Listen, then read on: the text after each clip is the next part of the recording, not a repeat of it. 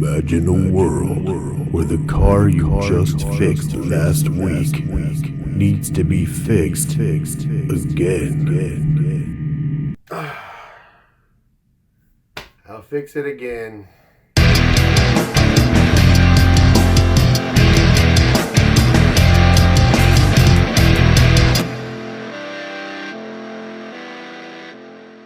Alright guys, so here we are again with the 97 behind me. I had planned on doing a different kind of video this week, but apparently the car had other plans. So, we're going to be doing another how-to, because my cars won't stop breaking.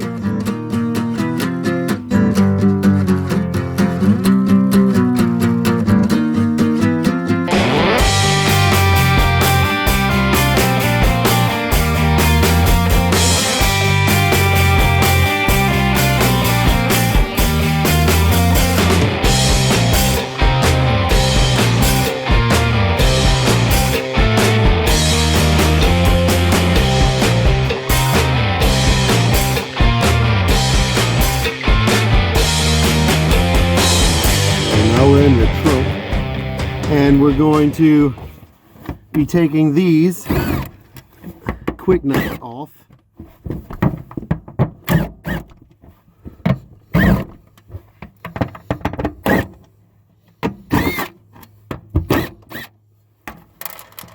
Okay, so then just get something under the edge of this.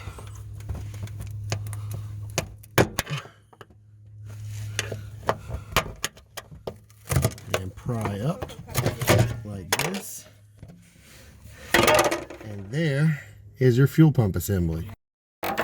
Okay, so now what we're going to do is we're just going to get as much of this dirt out of here and off the top of this as we can before we pull the sender out, which you always want to do, because otherwise when you pull the sender out, you're going to get this dirt falling down into the gas tank, and that we do not want to do.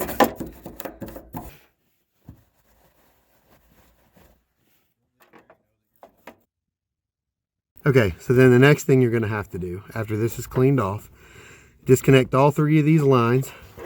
The feed and return lines, you're going to pinch these plastic pieces together and just push straight back like this. Returns the same thing, it's just a smaller line. So you just push it back till it's out of the way. Then this vapor line, the top and the bottom have to be squeezed together to get it to release, and then you can just push it straight back. And with that out of the way, the only thing left to do is you're going to need to get this ring off, which you're going to need snap ring pliers for. So you just get in here with these just like this. Squeeze the snap ring together and work it out from under the lip that it sits on. Then I'm just going to pull it all the way out from around those. Then if you wiggle a little and pull your sender, which will probably be a little stuck, should, yep, come right on out. And that's how it comes out of the tank.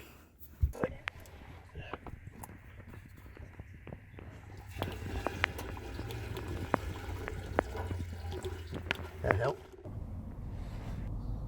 Okay, so now that we have the fuel pump out, I'm going to show you some differences. The replacement pumps are different on these.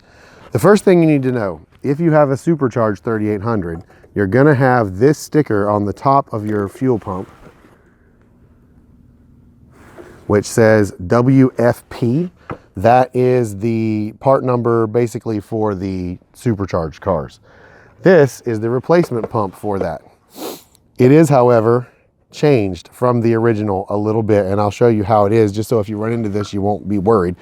They did reduce the number of these supports that this has. That's a little different shape because this is a more modern pump. When you get it, your float will be separate.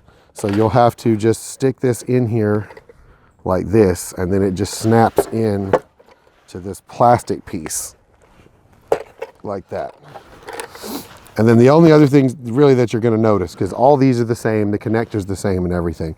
But your original pump on the older ones will have a strainer on the outside. The new pump does not have that anymore. There actually is a sticker there that even shows that the new strainer is internal now. So they do not use these on the outside anymore. But other than that, you're going to make sure that this blue O-ring is up here at the top, like that one was originally. Make sure that this is snapped all the way on, is right here. These plastic pieces, if you don't have new ones, will have to be transferred over to the new unit. So I'll show you kind of how to do those. Right. Okay, so what you're going to do with this, you can take any small screwdriver, a pocket screwdriver works well.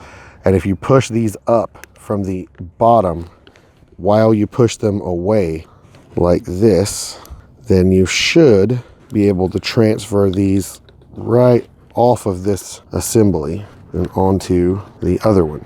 Now sometimes if you get older ones, they'll be a little brittle and you might have trouble doing it. But if you do, you can pick these up from usually any part store, AutoZone or whatever there.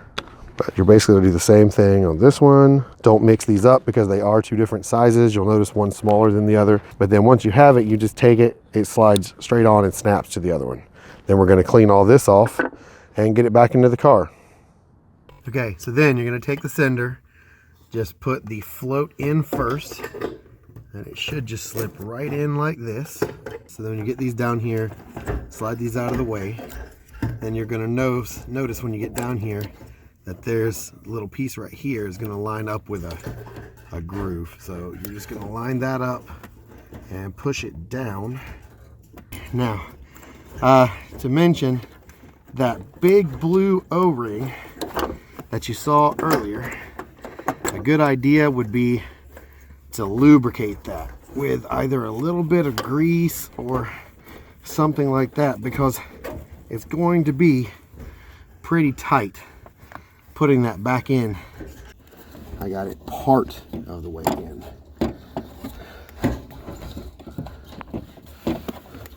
Okay, so we had to take a break. When I say this O-ring is hard to get in, I am not kidding. We've spent quite a bit of time trying to get that in conventionally with no success at all. So what I did is I took it off and I put assembly lube on it, which is a thick, oily kind of a lube, but it won't hurt the O-ring.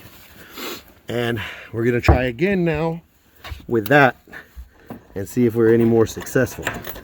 So start right here, try to push this in. And there you go. Then you're gonna take your snap ring. You'll see it pops back up on you, so you'll have to probably fight with that a little bit, but just get it in here, force it all the way down.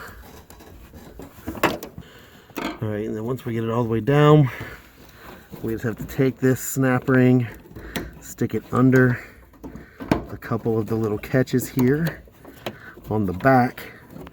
Then once you get it pushed back that way, just take your snap ring pliers, use them to pinch it together,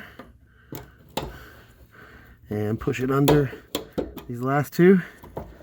Then you're just going to take your lines, make sure you come at it straight, but they should just go right back on, snap right back in like they were on the old sender,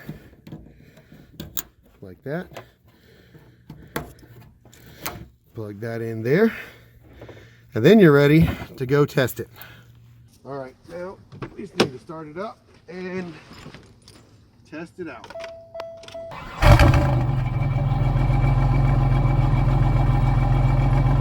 All right, so the car is back to running like it's supposed to again, so I think I'm going to leave it at that for this vlog. If you would please give us a like and consider subscribing. I've got 2 more videos already in the works. I'll be doing a separate video on how to do the fuel filter later this week probably, and then I have another bonus video coming out. So definitely think about that. And for this week, in the comments, let me know what was one of the weirdest, most unexpected or inconvenient repairs you've ever had to do to one of your cars. I'd love to see what you have to say. In other news, I have broken past the 50 subscriber mark. Big news for me. I know it sounds pretty small for a lot of YouTubers, but that's a big deal for where I started from. So please keep spreading the word. Tell people to check out my videos. I would love to be able to get past that magical 100 subscriber mark. So I'm looking out for that, and thank you guys for everything that you do to help. And I will see you guys next week. See ya!